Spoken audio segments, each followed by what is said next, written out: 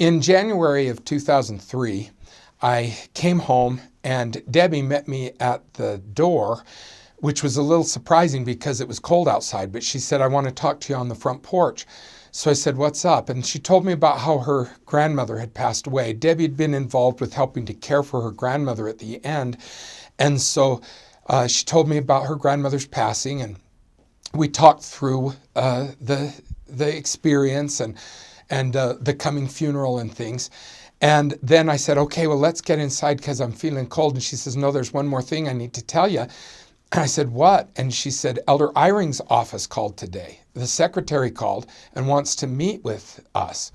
And my first thought was, oh no, somebody's written some letter because they didn't like something I said in a talk, or somebody's mad because I said something to their kid and hurt somebody's feelings. I mean, because Elder Eyring was the commissioner of church education, I thought that maybe I'd done something at an EFY or at a fireside or something that had come to his attention that wasn't positive. So my initial reaction was, oh no, why does he want to talk to me?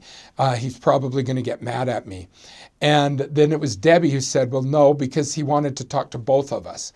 And that's when I was able to calm down a little bit and think that maybe instead of being in trouble, that maybe they had a calling for us. And so we met with Elder Eyring, which was a very special experience. He spent well over an hour with us. And he kept saying, this is a preliminary interview. This is not a call. We just need to find out your circumstances and find out your situation. And so he was very, very kind, but then he would always say, now when you get called, remember to do this with your missionaries. And then he'd say, now this isn't a call, but when you're with your missionaries, be sure to tell them about this. And then later he'd say, now this isn't an official call, but when you work with your missionaries, you testify of this. And so I kind of felt like it was part preliminary interview and part training from Elder Eyring on how to be an effective mission president.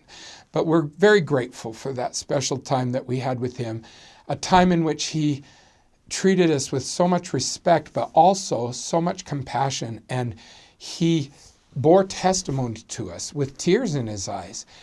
And I just felt like he was investing his whole heart in helping us realize the importance of this. I had always in my mind thought mission presidents had to be wealthy because I figured they had to stand the expenses of their own mission. And I certainly was far from wealthy. And I found out that the only thing he really cared about was if we were out of debt. And when I was able to tell him that we were out of debt, except for the house and except for one car, then he said, well, can you rent the house and cover the mortgage? And I said, yes. And he said, can you sell the car? And I said, yes. And Debbie said, no. She said, I finally have a car that works, because all we'd ever had were used cars that were always breaking down. And she said, I finally have a car that works. And I just kind of gave her a look that said, Elder Eyring just asked us to sell our car. We're selling the car. So we had a great experience with him, and he assured us that if we were to be called, we'd receive a call from the Office of the First Presidency. And it was shortly after that we did get a call from Elder Faust's secretary and said that he wanted to meet with us. So we had a remarkable chance to spend a little time with President Faust, who was so gentle. He was much more matter of fact, much more businesslike than Elder Eyring, who had taken so much time and visited with us on such a friendly level. President Faust's schedule obviously was much more crammed and busier, and he was much more to the point. But he had just given in General Conference his talk about the engine that could. And so when he said finally to me, do you think you can be a mission president in a Spanish-speaking mission? I said, I think I can, I think I can, I think I can. And that was Debbie's turn to look at me and give me a look like, what are you saying to a member of the First Presidency? But Elder Faust laughed, and that's my claim to fame, is that I had a chance to chuckle with Elder Faust as he got the biggest kick out of me alluding back to his talk when I was accepting that call to serve. But it was a humbling experience. It was a invigorating experience. It was a little terrifying because we had no idea where we were going to be serving. And I had always thought that if I was young, I was in my early 40s when this happened. And so I thought, gosh, they're probably going to send me to some far-flung edge of the world because I'm younger.